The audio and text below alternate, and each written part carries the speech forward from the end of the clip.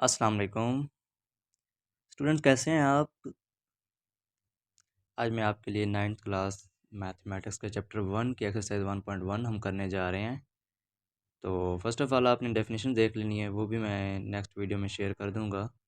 बहरहाल एक्सरसाइज 1.1 का जो क्वेश्चन 1 है उसमें पूछ रहा है find the order of the following matrices. Order क्या होता है मैट्रिक्स का। ए मैट्रिक्स उन्होंने दिया हुआ है 2 3 -5 6 इसके नंबर्स हैं। तो इसमें ऑर्डर ये होगा कि इसमें आपने फ़र्स्ट ऑफ़ ऑल देखनी है कि इसमें रोज़ कितनी हैं, ठीक हो गया।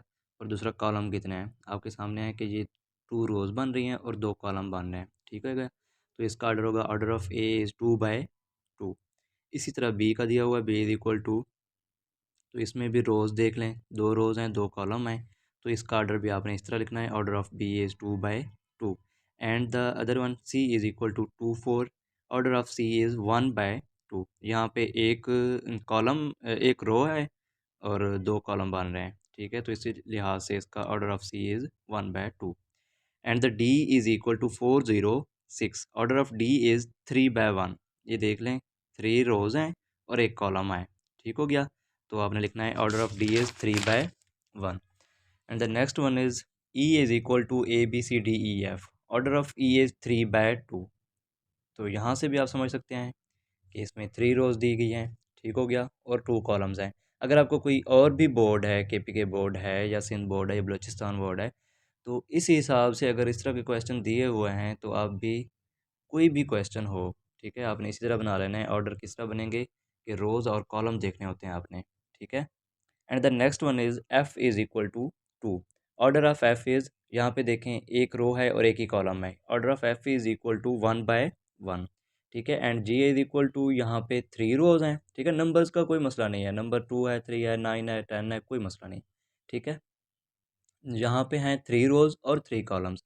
तो order of g is equal to 3/3, ठीक है। And the h is equal to, यहाँ पे भी आप देख लें 2 रोज़ हैं और 3 कॉलम्स हैं। तो आपने इस तरह लिखना है ऑर्डर ऑफ एच इज़ 2/3, या आप लिख सकते हैं कि ये डैश ना भी लगाएं, कोई मसला नहीं, आपने 2/3 लिख देना है, ठीक है।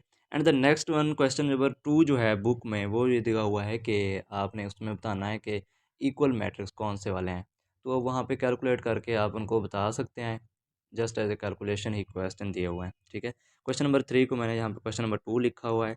तो वो बेसिकली क्या है, find the values of A B C and D which satisfy the matrix equation, ठीक है। यहाँ पे आप 2 मैट्रिक्स उन्होंने दिए हुए हैं, ठीक हो गया।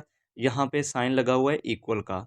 इट मीन्स के एवरी एक दूसरे के जो सामने वाले जो इनके नंबर्स हैं वो एक दूसरे के इक्वल होंगे। It means A+C equal to 0, C-1 equal to 3, A+2B is equal to -7, क्योंकि ये दरमियान में इक्वल लगाया हुआ है। It means both are equal. तो आपने इसको इक्वल लिख लेना है, जिस तरह मैंने आपको बताया A+C इक्वल टू, ये अपने सामने वाले से बराबर होगा। A+2B जो होगा ये अपने सामने वाले के बराबर होगा। C-1 जो होगा ये अपने सामने वाले के बराबर होगा। 4D-6 जो होगा ये भी अपने वाले के सामने वाले के बराबर होगा, ठीक है। आपने इनको इक्वेशन 1 2 3 और 4 का नाम दे देना है।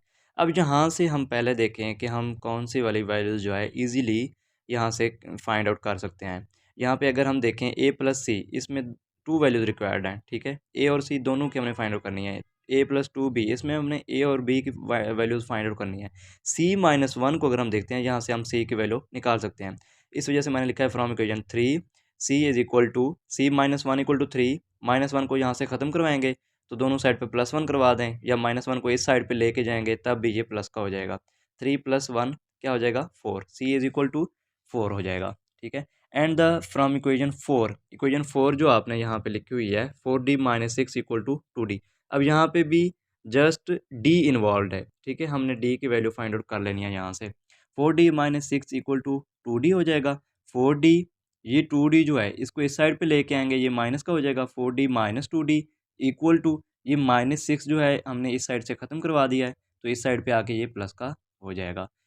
4D-2D क्या आता है आंसर, 2D आ जाता है। इक्वल टू क्या आएगा 6। अब हमने 2 को ख़त्म करवाना है क्योंकि हमें चाहिए D की वैल्यू। डिवाइड करवा दें दोनों साइड पे, आप यहाँ पे डिवाइड करवा सकते हैं, कोई मसला नहीं, ठीक है।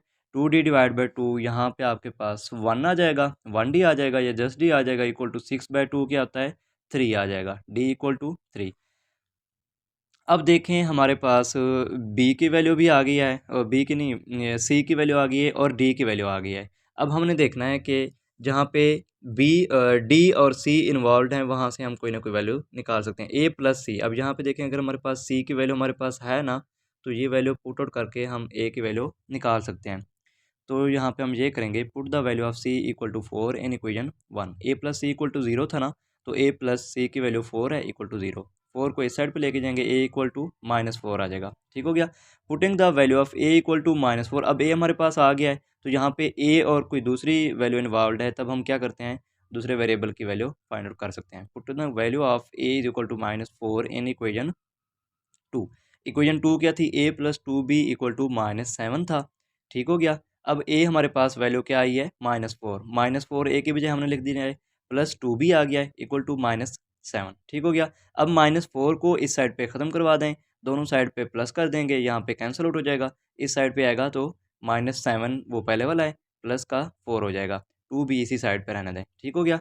अब आपने क्या करना है, -7 प्लस 4 आंसर क्या आता है, -3 आता है। आपने क्या करना है, ये 2 खत्म करवाना है, हमें चाहिए b की वैल्यू। ठीक हो गया। 2 को खत्म करवाने के लिए क्या करेंगे, 2 b के साथ मल्टीप्लाई हो रहा है ना, तो इसको डिवाइड करवाएंगे दोनों साइड से। यहाँ पे तो कैंसिल आउट हो जाएगा, b आ जाएगा इक्वल टू -3 डिवाइड बाय 2। अब ये आपके पास a b c और d की वैल्यूज़ आ गई हैं, जो कि हमारे पास क्वेश्चन था, find the values of a b c and d which satisfy the matrix equation. Matrix equation का मीन इसका ये था कि ये दोनों मैट्रिक्स इक्वल हैं, तो इसमें से आप वैल्यूज़ निकाल के बताएं। हमने इनको बता दिया है। नेक्स्ट जो एक्सरसाइज है वो इंशाल्लाह नेक्स्ट वीडियो में हम अपलोड करेंगे। तब तक के लिए हमारे साथ रहिए। थैंक्स।